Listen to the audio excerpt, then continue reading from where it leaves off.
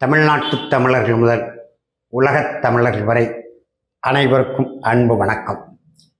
அன்பிற்குரிய தமிழர்களே, இன்றைக்கு தமிழ் தேசிய அரசியல் என்றால், அரசியல் களம் என்றால் நம்முடைய நாம் தமிழர் கட்சி, அதன் தலைமை ஒருங்கிணைப்பாளர் செந்தமிழன் சீமான் அவர்கள்தான் பட்டென்று நினைவுக்கு வரக்கூடியவர்.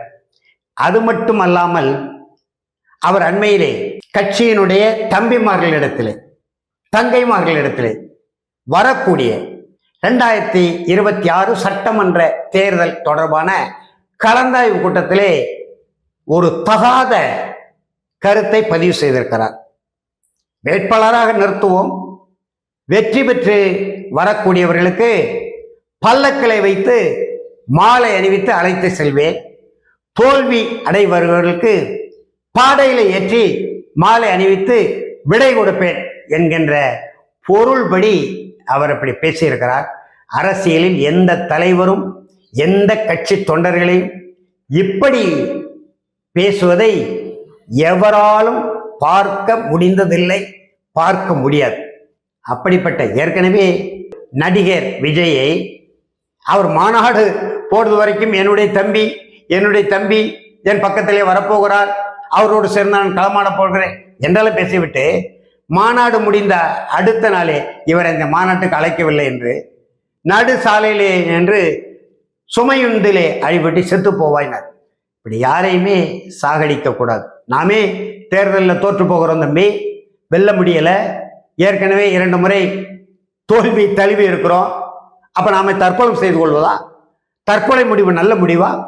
நான் 3 முறை 4 முறை இந்த மக்களுக்காக, மொழிக்காக, இனத்துக்காக களமாடி பார்த்தேன். என்ன களம் என்று ஆய்வு செய்து பிறகு இருக்கட்டும். தேர்தலில் நின்று மக்கள் என்னை ஏற்கவில்லை, அப்படியானால் நான் தற்கொலை செய்து கொள்கிறேன் என்று முடிவெடுக்க முடியுமா? நீங்கள் தானே சொன்னீர்கள், வென்றால் மகிழ்ச்சி, தோற்றால் பயிற்சி, அப்புறம் நான் கொடுத்த ஒரு அடி, தொடரும் எங்கள் முயற்சி, அதுல தானே உறுதியா இருக்கணும். எனவே வென்றால் பல்லக்கிலே வைத்து மாலை போடுவேன், இல்லையேல் பாடையில் ஏற்றி மாலை போட்டு விடை கொடுப்பேன். எல்லாம் அநாகரிகமான சொற்கள், அப்படி சொல்லக்கூடாது, பேசக்கூடாது. அதற்கு சப்பக்கட்டு கட்டிக்கிட்டு பல்வேறு சமூக வலைதளங்கள் பேசுவது இருக்கட்டும். சரி, அடுத்த 2026 தனித்தே நின்று 234 தொகுதிகளிலும் 50 விழுக்காடு ஆண்கள், 50 விழுக்காடு மகளிர் என்று கொடுத்து நாங்கள் தான் வாகை சூட போகிறோம், தமிழ்நாட்டின் முதலமைச்சர் நாங்கள் தான், கடைசி நம்பிக்கையே, ஒற்றை நம்பிக்கையே செந்தமிழர் சீமான் தான் என்றெல்லாம் பேசப்படுகிறது. அவர்களுக்கு நாம் தமிழர் கட்சிக்கு சரி, வாருங்கள், வெல்லுங்கள், ஆட்சி அதிகாரத்தை கைப்பற்றுங்கள், முதலமைச்சர் நாற்காலியிலே அமருங்கள், உங்களை வாழ்த்துகிறோம், பாராட்டுகிறோம், போற்றுகிறோம், அதைத்தான் நாங்களும் எதிர்பார்க்கிறோம். ஆனால் அதற்கு முன்பு அன்பு தம்பி செந்தமிழர் சீமான் அவர்களே, நீங்கள் சார்ந்த கலைத்துறை, எந்த கலைத்துறை உங்கள் அரசியலுக்கு அடித்தளமாக இருந்ததோ அந்த கலைத்துறையில் நீங்கள் எந்த மாமனிதரை மிக மிக மிக மிக அதிகமாக நேசித்து அவருக்கு புகழ் மாலை சூடி தமிழ் தேசிய கலை உலகத்தின் அடையாளம் என்று போற்றப்படுகிற ஐயா சிவாஜி கணேசன் அவர்களுடைய குடும்பத்திலே மிகப்பெரிய குழப்பம் இன்றைக்கு நிகழ்ந்து கொண்டிருக்கிறது. அன்னை இல்லம் என்று சொன்னாலே தி நகரிலே அவ்வளவு மகிழ்ச்சியாக இருக்கும். சொல்லக்கூடியவர் உள்ளத்திலே சிவாஜி கணேசன் மீது, அவருடைய அரசியல் மீது 1000 கருத்து வேறுபாடுகள், முரண்பாடுகள் இருந்தாலும் கூட திரை உலகத்தில் முடிசூடா மன்னன், மக்கள் திலகம் வாக்கூராவை விட நடிப்பிலே ஆகச் சிறந்த மனிதர் அல்லவா? நம்முடைய தமிழ் தேசிய இனத்தில் பிறந்திட்ட, புகழால் சிறந்திட்ட அந்த மாபெரும் கலைஞன் குடும்பத்திலே குழப்பம் இன்றைக்கு நிகழ்ந்து கொண்டிருக்கிறது.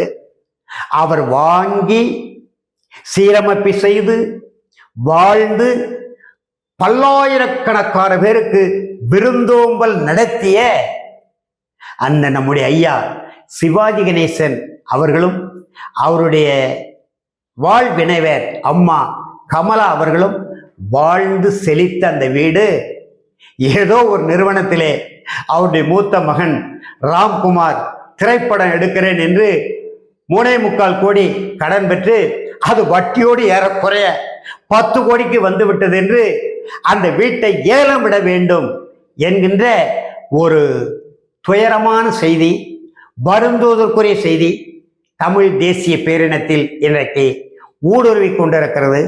ஊடகங்கள் செய்தியை வெளியிட்டுக் கொண்டிருக்கிறார்கள்.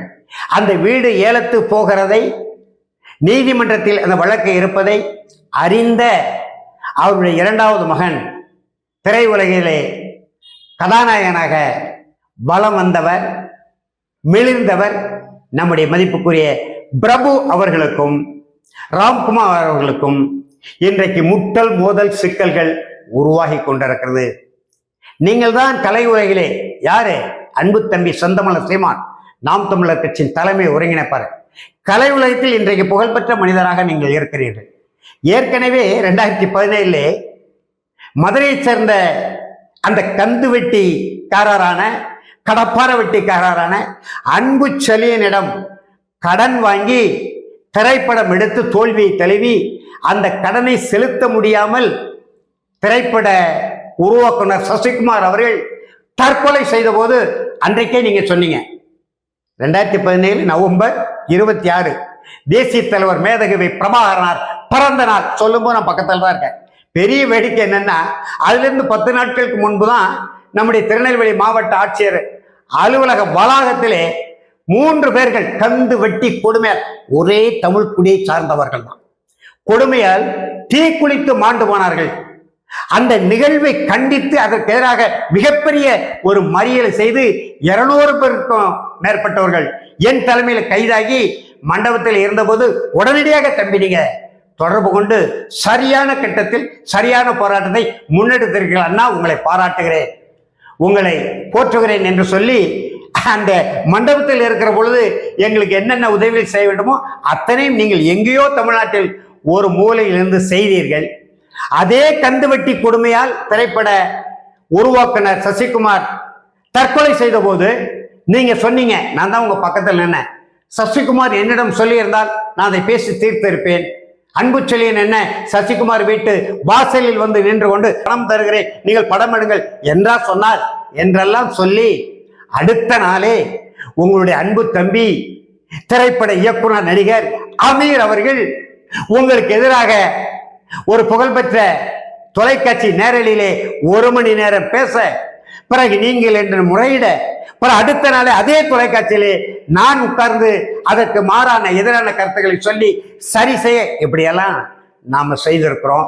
அந்த வகையிலே சசிகுமார் தற்கொலைக்கு முன்பு என்னிடம் சொல்லியிருந்தால் நான் பேச்சுவார்த்தையின் மூலம் சுமூக தீர்வு கண்டிருக்கலாமே என்று சொன்னீர்களே தம்பி செந்தமலர் சீமான் அவர்களே, இதோ நம்முடைய நடிகர் திலகம், தமிழ் தேசிய பேரினத்தின் கலை உலக அடையாளம், உலக புகழ்பெற்ற மாமனிதர் தூய தமிழர் ஐயா சிவாஜி கணேசனுடைய வீட்டிலே சிக்கல் வந்திருக்கிறது. நீங்கள் அருள் கூர்ந்து உங்களுக்கு உடன்பட்டு வரக்கூடிய திரையுலக ஆளுமைகளை திரட்டி பேச்சுவார்த்தையின் மூலம் சுமூகமாக தீர்வு காணுங்கள், பார்க்கலாம். பிறகு முதலமைச்சரா வாங்க. உங்களுடைய திரையுலகம் அதிலே சிவாஜி கணேசன் என்றால் இன்றைக்கு அம்மையார் ஜெயலலிதா இருந்திருக்க வேண்டும். அவர் இருந்திருந்தால், அல்லது மக்கள் திலகம் மாக்கோரா அவர் இருந்திருந்தால் இந்த சிக்கலே நேர்ந்திருக்காது. அந்த அளவுக்கு அவர்களுடைய அந்த வெளிப்பார்வை ஒரு திசை நோக்கி போனாலே எல்லாம் சட சடவென்று சரிந்து விடும். அவர்கள் இல்லாத நிலையிலே அன்பிற்குரிய தம்பி ஆற்றல் மரவர் செந்தமலர் சீமான் அவர்களே, நீங்கள் முதலமைச்சராகுவதற்கு முன்பு வருகிற சிக்கல்களை எப்படி கையாளுகிறீர்கள், எப்படி பேசுகிறீர்கள், அதற்கு பக்கபலமா யார் யாருடைய துணையெல்லாம் தேடிக்கொள்கிறீர்கள், எப்படி சுமூகமான ஒரு நல்ல தீர்வை எட்டுகிறீர்கள் என்பதற்கு உங்களுக்கு ஒரு சரியான பயிற்சி களம் நம்முடைய ஐயா சிவாஜி கணேசன் அவர்களின் அன்னை இல்லம். தீர்க்க வாருங்கள் தம்பி, தெளிவான முடிவெடுங்கள் தம்பி என்று அரசியல் உலகத்தின் தாண்டி ஒரு தமிழனாக, ஏனென்றால் தமிழ் தேசியத்தின் கலை உலக அடையாளம், மீண்டும் மீண்டும் நான் சொல்கிறேன், நம்முடைய பெருந்தமிழர் சிவாஜி கணேசனின் குடும்பம் ஆகையினாலே ஏற்கனவே பிரபு உங்களிடம் மிக நெருக்கமாகவும் அன்பாகவும் இருக்கிறார் என்ற செய்தி என்னிடத்தில் சொல்லியிருக்கிறீர்கள்.